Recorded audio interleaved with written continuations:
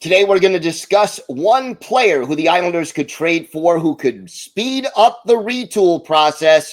We'll talk about that and answer your mailbag questions next on today's Locked On Islanders podcast.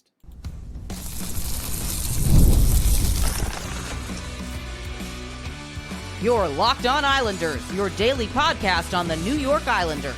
Part of the Locked On Podcast Network, your team every day.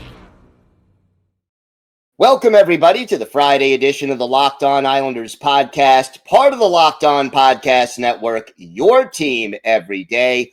I want to thank everyone who makes Locked On Islanders your first listen every day. Don't forget to subscribe on YouTube or wherever you listen to podcasts so you never miss an episode. I'm Gil Martin. I've been covering the Islanders for almost 2 decades, and I wrote the book Ice Wars on the history of the Islanders' rivalry with the Rangers from 1972 to the present day. So glad you could join us today to talk a little Islanders hockey. We've got a busy show ahead. We're going to talk about one player who the Islanders could trade for, who could really speed up the retool process, and we'll discuss how. Plus, the debate, defenseman or forward, which is it better to take in the draft, all things being equal. We'll continue our player-by-player look at the Islanders with Adam Boqvist. What was his season like? And what role would he have on the Islanders if they keep him next year? Plus, we'll have our Islanders birthday of the day. So, let's get started with mailbag questions. We have a couple of them today. The first one comes from Joe. Hi, Gil. If you were the Tampa Bay Lightning, would you consider trading Isaac Howard to the Islanders for Noah Dobson and a second-round pick either this year or next? I'm curious to hear what you think the Lightning would ask for. Let's go Islanders, Joe. Joe, first of all, thank you for the question. Let's dive in. Isaac Howard, in my mind, is a player who could have a major impact on the Islanders and speed up their retool if they get him. He was the first-round pick of the Tampa Bay Lightning back in 2022, 31st overall pick. He's 5'11", 190. He's from Hudson, Wisconsin, and he is now the reigning Hobey Baker Award winner. That's the college hockey equivalent of the Heisman Trophy, best player in the country. He scored 26 goals and 52 points in 37 games for Michigan State. He came up through the U.S. National Development Team, spent 1 year at the University of Minnesota Duluth, and now 2 seasons at Michigan State. He's 21. He'll turn 22 in March. Here's the thing about Isaac Howard. He is either ready this fall to be in the NHL, or it'll take at most, you would figure 1 more year, or maybe even just part of a year. You know, he could start the season in Bridgeport, play 25, 30 games there, and then spend the second half of the season with the NHL Islanders. He can score. He's got good size. He had the 5th highest point total of any player in the NCAA. And here's the deal. The Tampa Bay Lightning, they're going to lose him if they don't sign him. And here's what their GM, Julien Brisebois, said earlier this week. When I chatted with Isaac, he was pretty candid, and I appreciated his honesty. And I thank him for his honesty. He values the opportunity to choose the club that he believes is the best fit for him. And I won't speak for him, but he values that. Right now, I would say it's unlikely that we sign him. So, according to numerous reports, a second-round pick in 2027 is about the compensation that the Lightning are expecting in this deal. You don't have to add Noah Dobson to the mix. Noah Dobson can be either, re-signed to a bridge deal, a long-term deal, You could trade him and get another asset if you really want to move on from him. But for a second-round pick in 2027, you can land Isaac Howard. Now, the Islanders don't have a second-round pick this year.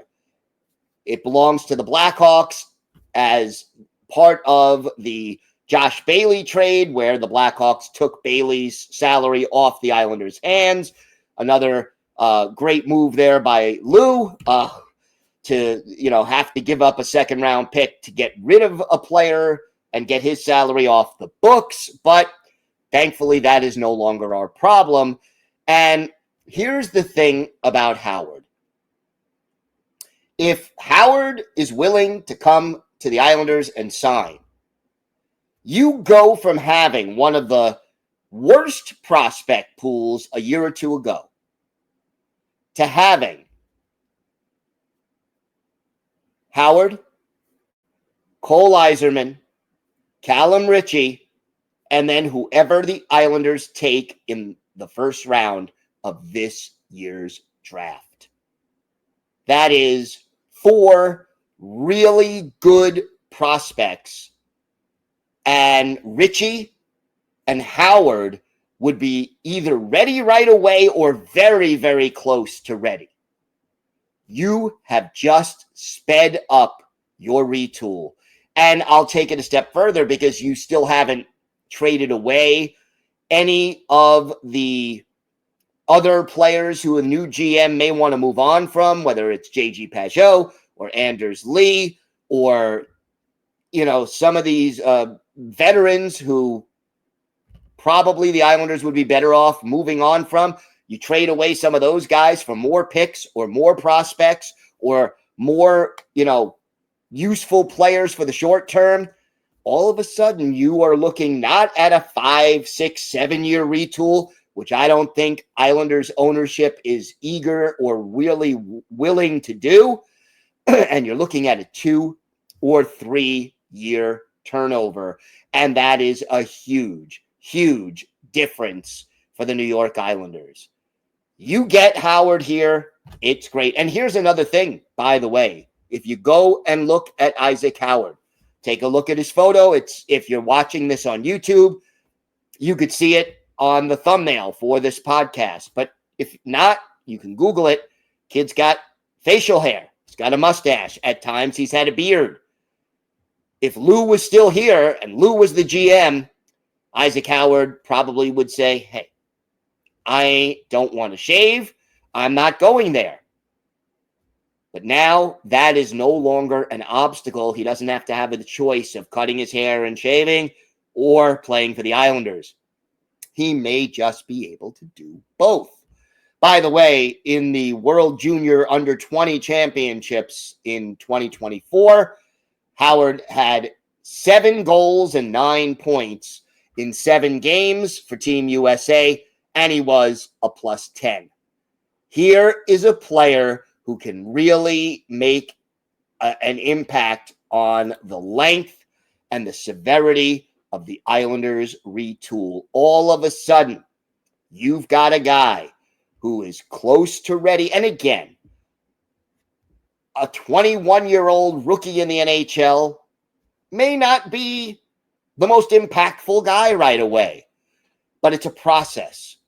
It's a process. We saw, Simon Holmstrom in the NHL, a little better every year. Maxim Siplikov, great goal scorer in the KHL, his first year in the NHL, a learning process. And he's a lot older than, any of these young prospects, and certainly older by 5 or 6 years than Isaac Howard. So it may not be that Isaac Howard or Callum Ritchie, comes here right away and scores 25 goals, 30 goals. Very unlikely. But again, you're speeding up the process of making this team. And everydayers, the saying, younger, faster, more skilled. And yes, we've added more physical, more difficult to play against as well. But this has the potential to really speed that up. And again, I am not, as a general proposition, eager to trade away second-round draft picks, first-round draft picks right now. I don't want to go that route. I want this team to replenish the shambles of a farm system and a prospect pool. I want them to put together a young core of players who can make an impact. But for a guy who could be ready almost immediately and a guy who can speed up this retool, I would not hesitate to trade a second-round pick in a year to grab Howard and add him to the Islanders prospect pool. Now, there's going to be 30 other teams who also want to sign him, and getting him to say, hey, Long Island is the place I want to be. There are ways you could sell it, though. He has a better chance of playing and getting a bigger role sooner. He could work with Mathew Barzal. He could work with whoever the first-round pick is in this year's draft. All of these things can be selling points. Cole Iserman, selling point. New GM, selling point. Being close to New York City, new arena, franchise goalie in place. All of these things, possibly if he stays, Patrick Waugh, selling point. So there are a lot of reasons that you could try to sell him on. Ultimately, we have to see whether it happens, but I would make that trade for a second-round pick in a heartbeat. And Joe, thanks again for the question. We have got more to discuss on today's show. Defenseman or forward? Which one is better to take in the draft? We'll talk about Adam Boqvist's season and his potential future role on the Islanders if he stays. And for our Islanders' birthday of the day, a big physical defenseman who was on all 4 Stanley Cup winning teams for the Isles. Let's see if you can guess that player. All that coming up on today's Locked On Islanders podcast. Today's episode is brought to you by Game Time. There's nothing like playoff hockey. The energy, the rivalries, the nonstop action. With the Stanley Cup playoffs heating up, there's never been a better time to see it live. And Game Time makes getting in the building fast and affordable. Game Time gives you last-minute ticket deals, zone deals for deep discounts, panoramic seat views, and all-in pricing with no hidden fees. Plus, ticket prices often drop the closer you get to puck drop, so you can score big without overpaying. Oh, and by the way, speaking of planning ahead, the NFL schedule release just dropped, so you better believe I'm already looking at my fall calendar and picking which games to hit. Take the guesswork out of buying tickets with Game Time. Download the Game Time app, create an account. Use code LOCKEDONNHL for $20 off your first purchase. Terms apply. Again, create an account and redeem code LOCKEDONNHL for $20 off. Download the Game Time app today. Last minute tickets, lowest prices, guaranteed. We continue our dip into the mailbag, and this one is from Julian. Hey, Gil, great job with the podcast. This is Julian. The dilemma between Schaefer and Misa is quite fascinating. There was a similar dilemma in 2009, the last time the Islanders had the top pick overall, with John Tavares and Victor Hedman. My question to you is this, and maybe you could discuss your thoughts on the podcast. If you knew then what you know now, would you still have picked Tavares or would you have taken Hedman instead? Julian, thank you for the question. Look, obviously, if I knew Tavares was going to leave the way he did, and Hedman has still played for one team all the way from 2009 to the present, yeah, I might very well lean toward Victor Hedman. I think Hedman actually has had the better career out of the two. Why? Hedman has been more dominant at his position than Tavares has been at his. Hedman has won Stanley Cups. Tavares never gotten past the second round of the playoffs. Hedman has been a multi-time All-Star, both in the All-Star game and, more importantly, a postseason All-Star. To me, Hedman is a surefire Hall of Famer. Tavares is at best borderline. Why? I look at dominance. To me, were you ever one of the best 5 to 10 players in the league? And were you ever one of the best 3 or 4 players at your position? And if so, how long? To me, Hedman has been a top 3, 4, 5 defenseman in this league for the better part of his career.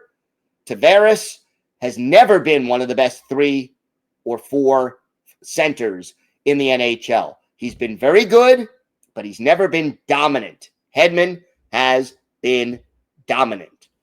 So if I knew then what I know now, yeah, I would take Victor Hedman. But ultimately, the reason the Islanders took John Tavares is they felt he had the higher ceiling. And remember, the NHL draft is trying to figure out how a 17 and 18-year-old player is going to be when he's 24, 25, and so on.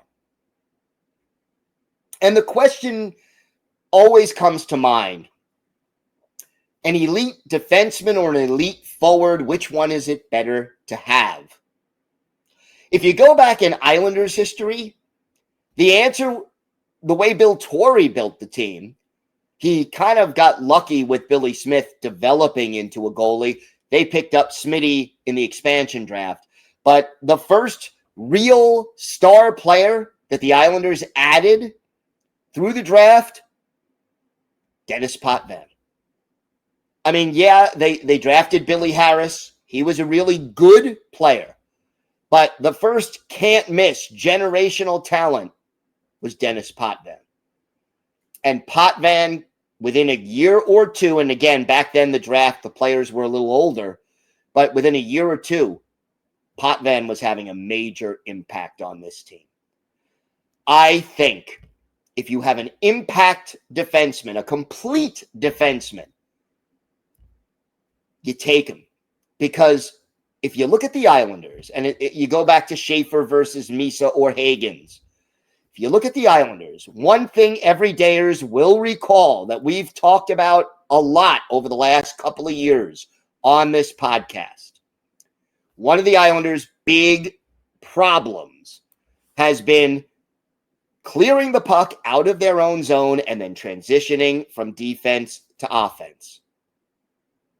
They turn it over, they can't clear it out, they can't skate it out, and when they finally do get it out of the zone, it's often just a dump in, and it's not where you're entering the offensive zone with speed and momentum and a good angle, and that cuts down on the offense. In my mind, if you get an elite puck-moving defenseman, first of all, it obviously fits Patrick Waugh's system very well.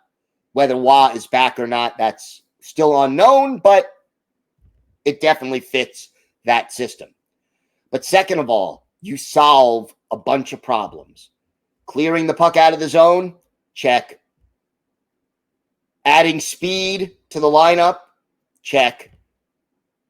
Quarterback on the power play, maybe not right away, but certainly soon, check. And then if you get a good puck-moving, puck-distributing defenseman, you can see a guy like Bo Horvat. Now he's like 25 to 30 goals a year. Maybe he's 30 to 35. Maybe, Cole Yzerman, 5 years down the road, is a better goal scorer, or a Callum Ritchie, because they're getting fed the puck on the power play and on the top line by a puck-moving elite defenseman like Mathew Schaefer. The other thing is this, and again, I still have more research to do, more work to do, got to figure this out, got to talk to some more people. I haven't made a decision that what I would do for sure with the number one pick yet, but you want the player with the highest ceiling ultimately.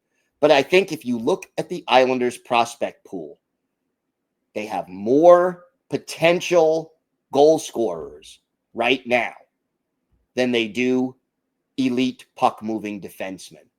And with 2 first-round picks in 2026, they have a chance to add more. If you can add Isaac Howard, that would be another potential really good goal scorer.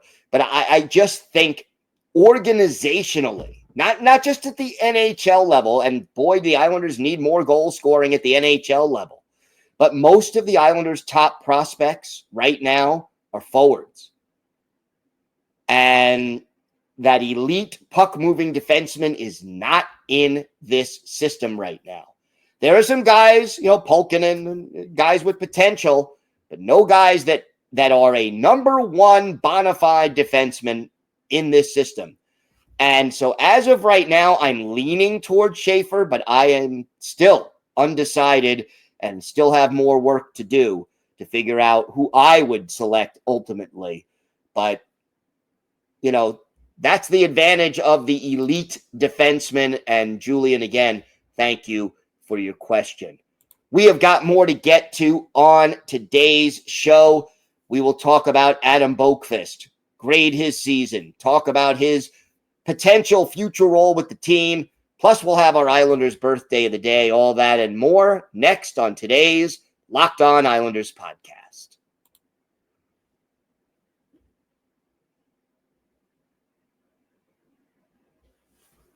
So for the last, this will be the 10th show in a row. We've been looking at different players on the Islanders roster, 1 player per day, talking about their season, giving them a grade, and what, if any, future role they have with the team. We've talked Mathew Barzal, Anthony Duclair, Tony DeAngelo. We did Matt Martin. We talked about Kyle Palmieri, Simon Holmstrom, everydayers. This is what we do this time of year. Today, we go Adam Boqvist. And Boqvist is an interesting situation. He joined the team mid-season when all the injuries hit the blue line. Give credit to Lou Lamoriello for finding him and picking him up.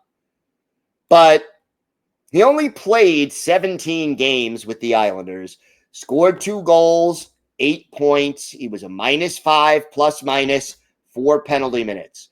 Yeah, he had a goal and 2 assists, so 3 of his 8 points came on the power play. He averaged 15 minutes, 22 seconds of ice time, even pitched in and played a little forward.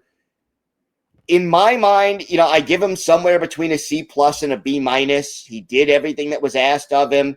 He is not a great defensive player. He's not dreadful, but he's, okay in his own zone.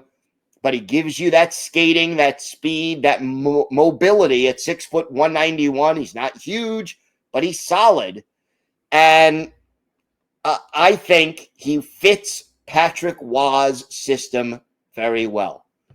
So, I mentioned Lou Lamoriello brought in 3 different Islanders defensemen when the injuries hit. You added Scott Perunovich, Tony DeAngelo, Adam Boqvist. If Waugh stays, I'm willing to keep 2 of those 3 next year, depending on the price, depending on all of that. Boqvist earned $775,000 last year. He is a restricted free agent with arbitration rights. I can't see him getting more than $1.5 million in arbitration. And again, for somewhere in that range of $775 to $1.5, I'm happy to keep him. I wouldn't sign him to a long-term deal, 1 year, 2 years. Let's see what he's capable of doing. He's a right shot defenseman. Those are worth more, according to most coaches, because they're scarcer. So I would definitely see that being useful.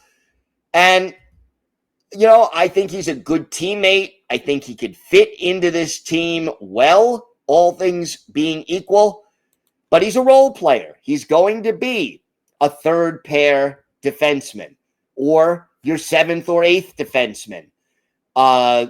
You've got a lot of guys on this roster, and I think it makes it a lot easier to envision a bigger role for Boqvist or an everyday role for Boqvist if Scott Mayfield or Pelech or Polak or, some of these other guys are moved on from. That would make it easier to envision a bigger role for Boqvist. But I could see him being possibly on the second power play unit, possibly a third pair defenseman or a depth defenseman, and someone who fits Patrick Roy's system well. So useful, but not earth-shattering is kind of how I would describe Boqvist's role going forward for the New York Islanders. And we'll see how the new GM handles the situation. If Patrick Roy is not back, I think the chances of Boqvist being back go down more. Now, real quick, Bo Horvat, Noah Dobson still playing for Team Canada at the World Championships, and both of them active Thursday. Horvat 2 assists, Dobson 1 assist as Canada defeated Austria 5-1 in the preliminary round. So Horvat assisted on a goal by Nathan McKinnon in the second period, and then picked up an assist on the last goal by Canada, scored by Sidney Crosby. 4 goals, 7 points for Horvat so far in 4 games. Dobson assisted on a goal by Travis Konechny. He has a goal and an assist through 4 games. So I did want to keep you up to date. Time now for our Islanders birthday of the day and Thursday. I'm going to get this right.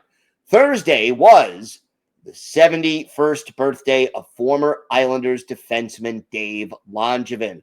The St. Paul, Minnesota native went to Minnesota Duluth, played 4 years there, spent 3 years with the Edmonton Oilers of the WHA. He was drafted by the Islanders in the 7th round in 1974, 6'2", 215. That's big for a defenseman now, but in the 70s, that was huge. Joined the Islanders in 79-80 after the merger between the WHA and the NHL. Stayed with the Isles through the end of the 84-85 season, played on all 4 Stanley Cup teams. Never scored more than 4 goals in a season and more than 21 points in a season for the Islanders, but offense was never his game. Defense, physicality, a rock in his own zone. That was Dave Langevin. Played 513 NHL games, 12 goals, 119 points, 530 penalty minutes. Played for the North Stars and Kings after leaving the island. One of his better games as an Islander, I love going back to this. Game 6, 1982, Patrick Division Finals. Islanders, Rangers, Madison Square Garden. Islanders up in the series 3-2. Billy Smith and Eddie Mio are the goalies. This was a hard-fought series for sure. And with the game tied 3-3 in the third period, our Islanders' birthday of the day, Dave Langevin takes a pass from Wayne Merrick and scores what turns out to be the game-winning goal. Bob Bourne adds an empty netter. The Islanders go on to win 5-3. They eliminate the Rangers and move on to the next round of the playoffs. For Dave Langevin, our Islanders' birthday of the day, he had a goal and an assist. He was a +2, and he had 3 shots on goal, including the game winner. His assist, by the way, came on a goal by Bob Bourne in the second period, but Dave Langevin, an overlooked but really key component to the Islanders' dynasty years, he is our Islanders' birthday of the day. Thank you for making Locked On Islanders your first listen today. For your second listen, check out the all-new Locked On NHL Game Night. Every game, every night until a Stanley Cup champion is crowned.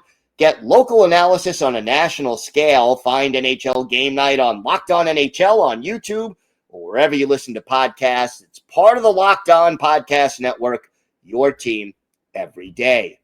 If you have a question, a comment, maybe a topic you'd like us to discuss on a future episode, shoot us an email to lockedonislanders@gmail.com. And if you leave your first name and where you're from, we're happy to mention you on the show when we discuss whatever it is that's on your mind. We did a couple of mailbag questions today. We can do them as often as you send them. So we'd love to hear from you and talk about whatever's on your mind. You can follow the show on X at Locked On Isles. You can follow me, Gil Martin, on X at Ice Wars NYR VSNYI. We'll keep you up to date on all things Islanders throughout this critical off season. And it's great to talk Islanders hockey with you anytime. We will be back Monday. Now, we will be back sooner if the Islanders make a hire, but we'll certainly keep you up to date on that search as it continues. The GM, President of Hockey Operations, etc. Have a great weekend, everybody. Stay safe. And, of course, let's go Islanders.